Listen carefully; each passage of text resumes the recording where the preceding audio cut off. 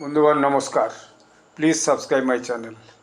আমি আগে একটি ভিডিওতে বলেছিলাম ইমরান খানকে পাকিস্তান মিলিটারি কী করতে চাই, তাকে সুপ্রিম কোর্টের হাসপাতালে চিকিৎসার অর্ডার দেওয়ার পর সত্ত্বেও তাকে কিন্তু হাসপাতালে পাঠায়নি। তারপর দেখা গেল গতকাল গভীর রাতে, রাত প্রায় 1-1:30টার সময় ইমরান খানকে কঠোর একটা নিরাপত্তা বলয়ের মধ্যে পুলিশ মিলিটারি ব্যারিকেড করে মধ্যরাত্রে তাকে নিয়ে একটি সরকারি হাসপাতালে নিয়ে যাওয়া ছিল।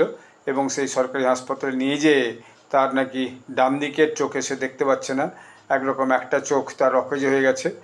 একটা ইঞ্জেকশন দিয়ে এবং কিছু চিকিৎসা করিয়ে একটা মেডিকেল বোর্ডের রিপোর্ট নিয়ে তাকে আবার ফিরে পুনরায় জেলে নিয়ে হাজির করা হয়েছে। তো সরকার তার পরিবারকেও কোনো খবর দেয়নি, তার দলের পিটিআই দলের নেতাদিকেও কোনো খবর দেয়নি, তার বোনেদেরও কোনো খবর দেয়নি। এইভাবে গোপনে কেন ইমরান খানকে সেখানকে নিয়ে গেল এবং নিয়ে এলো, সেটাই এখন বড় প্রশ্ন হয়ে দাঁড়াচ্ছে। তার মানে কি পাকিস্তান সরকার এবং মিলিটারি আসিম মুনির এবং শাহবাজ শরীফ ইমরান খানকে ভয়ানক ভয় পেয়ে গেছে যে তাকে যদি প্রকাশ্যে আসতে দেওয়া হয় বা তাকে যদি তার পছন্দের হসপিটালে, যেখানে সুপ্রিম কোর্ট বলেছে সেখানে ভর্তি করা হয়, তাহলে পরে তিনি যদি কোনো বক্তৃতা দেন বা বক্তব্য রাখেন মিডিয়ার কাছে, তাহলে সারা দেশে একটা ভয়ানক অশান্তি এবং সরকার বিরোধী প্রতিবাদ আরও ভয়ানক জোরদার শুরু হয়ে যাবে।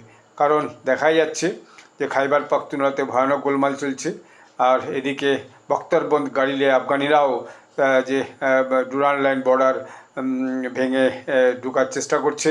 আর এদিকে একটা পুলিশ চৌকিতে বালুচিস্তানে ভয়ানকভাবে ধামাকা হয়েছে, হামলা হয়েছে এবং সেখানে বেশ কিছু পুলিশকর্মী হতাহত হয়েছে বলে শোনা যাচ্ছে। তো ফলে এই অবস্থায় যদি আবার পাকিস্তান ইমরান খানের দল বা ইমরান খানের কোনো বক্তব্যের প্রেক্ষিতে যদি আরও বড় করে একটা রাজনৈতিক আন্দোলন শুরু হয়ে যায়, তাহলে শাহবাজ শরীফ সরকার ও আসিম মুনিরের মিলিটারি তাকে সামাল দিতে পারবে কিনা সন্দেহ। সেই জন্যে খুব গোপনে তার চিকিৎসার নাম করে হাসপাতালের মধ্যরাত্রে নিয়ে যেয়ে একটা মেডিকেল রিপোর্ট করে নিয়ে তাকে আবার নিজে জেলে ঢুকিয়ে দেওয়া হয়েছে। ধন্যবাদ।